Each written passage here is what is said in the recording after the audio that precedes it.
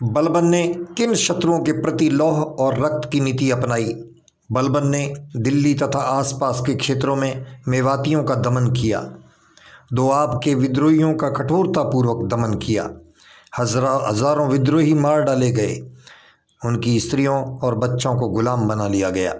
बलबन ने बंगाल के विद्रोही सूबेदार तुगरिल का वध करवा दिया तथा उसके हजारों समर्थकों को मौत के घाट उतार दिया।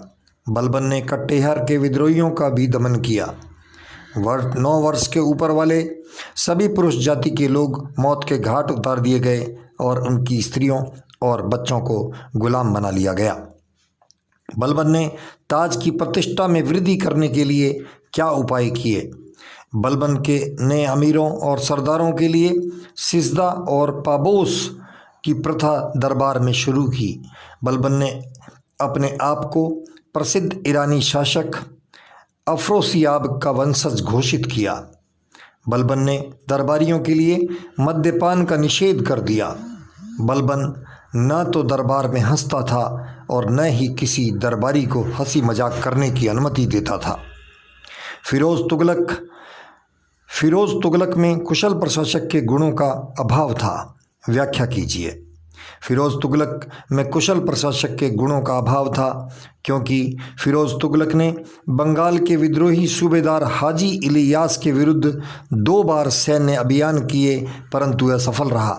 फिरोज तुगलक ने सरकारी एवं सेना की नौकरी को वंशानुगत बना दिया एवं योग्यता की जांच करने की प्रणाली त्याग दी। उसने सिक्कों पर अपना तथा अपने उत्तराधिकारी फतेह खां का नाम भी अंकित करवा दिया। उसने दास प्रथा तथा जागीर प्रथा को प्रोत्साहन दिया। उसके समय में गुलामों की संख्या बढ़कर 1,80,000 तक पहुंच गई। अपराधी पाए जाने पर भी वह उन्हें बिना दंडित किए मुक्त कर देता था। इब्न बतूता पर टिप्पणी। इब्न बतूता मोरक्को का यात्री था जो 1333 में भारत आया था। सुल्तान मोहम्मद तुगलक ने उसे दिल्ली का काजी नियुक्त किया तथा 1342 में राजदूत बनाकर चीन भेजा। इब्न बतूता ने अपनी पुस्तक रेहला में मोहम्मद तुगलक के शासनकाल की घटनाओं, उसकी शासन व्यवस्था, उसके व्यक्तिगत जीवन आदि का वर्णन किया है। फिरोज तुगलक ने भवन निर्माण कला का अत्यधिक महत्व दिया। विवेचना कीजिए। फिरोज तुगलक ने भवन निर्माण कला को अत्यधिक महत्व दिया। उसने अनेक सरायों, मस्जिदों, मकबरों, पुलों आदि का निर्माण करवाया। उसने हिसार, जौनपुर, फिरोजाबाद, फतेहाबाद तथा फिरोजपुर नामक नए नगर बसाए। उसने अशोक के समय की 2 लाटें टोपरा तथा मेरठ में लाकर दिल्ली में स्थापित की। हुमायूं की भारत की पुनर्विजय का वर्णन कीजिए। हुमायूं ने ईरान के शासक तहमास्प से सैनिक सहायता प्राप्त करके काबुल और कंधार पर अधिकार कर लिया। 1555 में हुमायूं ने लाहौर पर अधिकार कर लिया। 15 मई 1555 को मच्छीवाड़ा नामक स्थान पर नसीब खां तथा ततार खां के नेतृत्व वाली अफगान सेना को पराजित कर हुमायूं ने पंजाब पर अधिकार कर लिया। 22 जून 1555 को सरहिंद के निकट सिकंदर सूर और हुमायूं की सेनाओं के बीच भीषण युद्ध हुआ जिसमें मुगलों की विजय हुई। 23 जुलाई 1555 को हुमायूं ने दिल्ली के सिंहासन पर अधिकार कर लिया परंतु कुछ समय बाद ही 24 जनवरी 1556 को पुस्तकालय की सीढ़ियों से फिसल गया और गहरी चोट के कारण मृत्यु को प्राप्त हो गया। मैं मुट्ठी भर बाजरे के लिए हिंदुस्तान की सल्तनत खो देता। शेरशाह ने यह कथन किस संदर्भ में कहा था। 1544 ईस्वी में शेरशाह ने छल कपट से काम लेते हुए मालदेव की सेना को पराजित कर अजमेर तथा जोधपुर पर अधिकार कर लिया था परंतु मालदेव के सेनापति जैता और कूपा ने बड़ी वीरतापूर्वक शेरशाह की सेना का मुकाबला किया। शेरशाह ने मालदेव से युद्ध बड़ी कठिनाई से जीता था। तभी शेरशाह ने कहा था, मैं मुट्ठी भर बाजरे के लिए हिंदुस्तान की सल्तनत खो देता। शेरशाह सूरी ने कौन सी 4 बड़ी सड़कों का निर्माण करवाया था। शेरशाह सूरी की सबसे लंबी सड़क बंगाल के सोनार गांव से लेकर पेशावर तक थी। जिसका अस्तित्व आज भी है। यह सड़क ग्रैंड ट्रंक रोड के नाम से विख्यात है। दूसरी सड़क आगरा से बुहारनपुर तक जाती थी। तीसरी सड़क आगरा से जोधपुर तथा चित्तौड़ तक जाती थी। चौथी सड़क लाहौर से मुल्तान तक जाती थी। शेरशाह सूरी ने मुद्रा ढलाई में क्या सुधार किए? शेरशाह ने पुराने और मिश्रित धातुओं के बने हुए सिक्कों का प्रचलन बंद कर दिया तथा उनके स्थान पर सोने, चांदी तथा तांबे के सिक्के प्रचलित किए। उसने तांबे का 380 ग्रेन का दाम तथा चांदी का 175 ग्रेन का दाम का रुपया जारी किया। उसके सोने के सिक्के 167 ग्रेन और 168 ग्रेन के होते थे।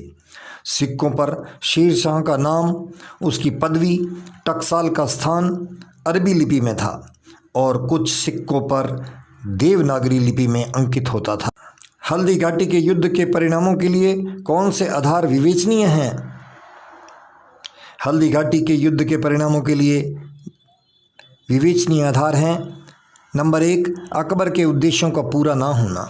अकबर का उद्देश्य महाराणा प्रताप को जीवित पकड़कर मुगल दरबार में उपस्थित करना या मार देना या उसके संपूर्ण मेवाड़ राज्य को मुगल साम्राज्य में मिला देना था, परंतु अकबर इन उद्देश्यों में सफल नहीं हो सका। मुगल सेना की विजय प्रमाणित नहीं होती है। अकबर मानसिंह तथा आसफ खां से नाराज हुआ और उन्हें कुछ समय के लिए दरबार में आने से रोक दिया। मुगल सेना हल्दी घाटी के युद्ध के बाद अत्यधिक भयग्रस्त हो गई और मेवाड़ की सेना का पीछा न कर सकी। इन तथ्यों से प्रकट होता है कि हल्दी घाटी युद्ध का परिणाम महाराणा प्रताप के पक्ष में रहा।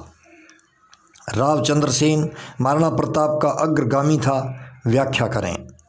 कुछ इतिहासकारों के अनुसार रावचंद्र सेन महाराणा प्रताप का अग्रगामी था। रावचंद्र सेन राजस्थान का प्रथम शासक था जिसने परंपरागत राजपूती भावना का निर्वाह करते हुए अपनी स्वाधीनता की रक्षा की थी। उसने अपने सीमित साधनों से शक्तिशाली मुगल सम्राट अकबर से लोहा लिया, परंतु उसकी अधीनता स्वीकार नहीं की। उसे काफ़ी समय तक पहाड़ों में रहना पड़ा और मुगलों का मुकाबला करने के लिए छापामार युद्ध पद्धति का सहारा लिया। जिस स्वतंत्रता की ज्योति को रावचंद्र सेन ने प्रज्वलित किया था, उसका निर्वाह महाराणा प्रताप ने ही किया था। इस अखंड ज्योति को अकबरी तूफान भी नहीं बुझा सका। औरंगजेब ने जयसिंह द्वितीय को सवाई की संज्ञा क्यों दी थी? जयसिंह द्वितीय एक प्रतिभाशाली व्यक्ति था। जब 7-8 वर्ष के जयसिंह को मुगल सम्राट औरंगजेब से मिलवाया गया, तब औरंगजेब ने इसमें प्रथम जयसिंह की तुलना में वीरता और वाक्पटुता की विशेषता में ज़्यादा पाकर उसका नाम सवाई जयसिंह रख दिया और उसके छोटे भाई का नाम विजय सिंह कर दिया। देबारी समझौता से क्या तात्पर्य है? जब मुगल सम्राट बहादुर शाह ने आमेर के शासक सवाई जयसिंह तथा मारवाड़ के शासक अजीत सिंह को सूबेदार नियुक्त कर दिया तो वे बड़े नाराज हुए। इस अवसर पर मेवाड़ के शासक अमर सिंह द्वितीय ने इस शर्त पर सवाई जयसिंह को सहायता देना स्वीकार कर लिया कि अमर सिंह द्वितीय की पुत्री चंद्र कुंवरी का विवाह सवाई जयसिंह से किया जाएगा तथा उसका पुत्र ही आमेर का आगामी शासक बनेगा। सवाई जयसिंह ने यह शर्त स्वीकार कर ली। इसे देबारी समझौता कहा जाता है। शिवाजी को पुरंदर की संधि क्यों स्वीकार करनी पड़ी? इस संधि की प्रमुख शर्तों का उल्लेख कीजिए। 1665 में जयसिंह तथा दिलेर खां ने पुरंदर का किला घेर लिया और पुरंदर के किले के निचले भाग वज्रगढ़ पर अधिकार कर लिया। मराठा सरदार मुरार बाजी प्रभु अपने 300 सैनिकों सहित मारा गया। इन विषम परिस्थितियों में शिवाजी ने मुगलों से 1665 में पुरंदर की संधि कर ली, जिसकी प्रमुख शर्तें थी।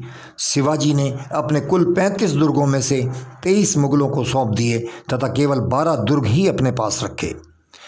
शिवाजी के पुत्र संभाजी को मुगल दरबार में 5 हजारी मनसबदार बनाया गया।